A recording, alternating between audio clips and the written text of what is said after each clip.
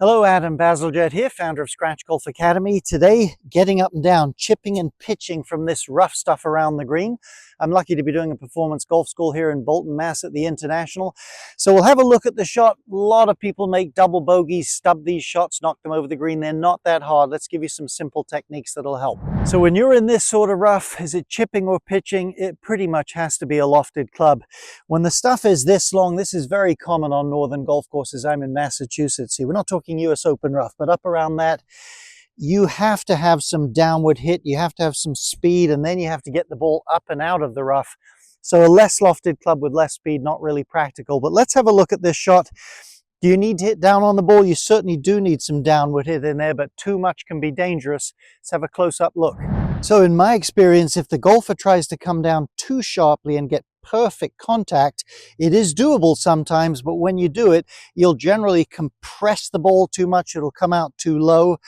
Not to mention which, the worst of occasions is you'll come down sharply, hit a little behind it, and just chunk the thing and it hardly goes anywhere. You don't want either of those. So we're going to come in a little bit more at a normal angle through the grass, not down in it.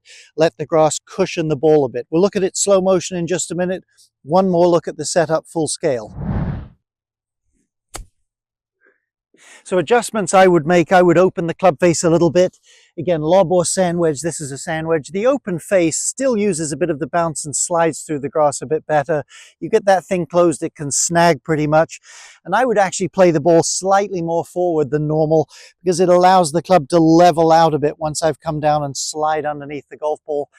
Other than that, much the same setup as I would for a short greenside pitch, feet close together, preset, weight a little bit towards the target. Now, as you come down in here, again, I've got some downward hit, but I'm beginning to make contact with the ground here.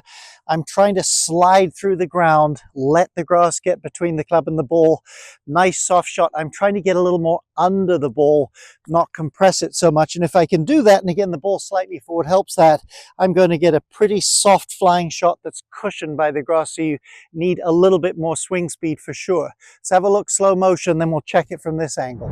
So as we look here in slow motion, you can see some wrist cock. Weight is to the left, coming down, but notice how the club is beginning to enter the grass well behind the ball. There's still shaft lean, there's still some downward hit, but I'm able to slide through, keeping the club nice and low so it slides under the ball and getting cushioned a little bit by the rough, and it comes out nice and softly. Notice again how the club's staying low through impact. So a couple of final tips here.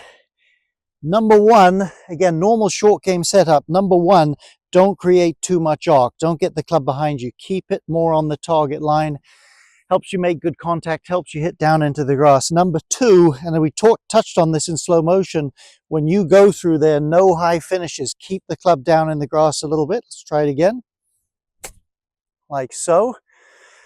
And number three, takes a bit of practice, not only to get the proper sense of how to go through the grass, but most importantly, how much harder you have to swing because of the muffled sort of contact and how much the grass slows the club head down. That varies from lie to lie, so it takes a bit of experience to judge that well.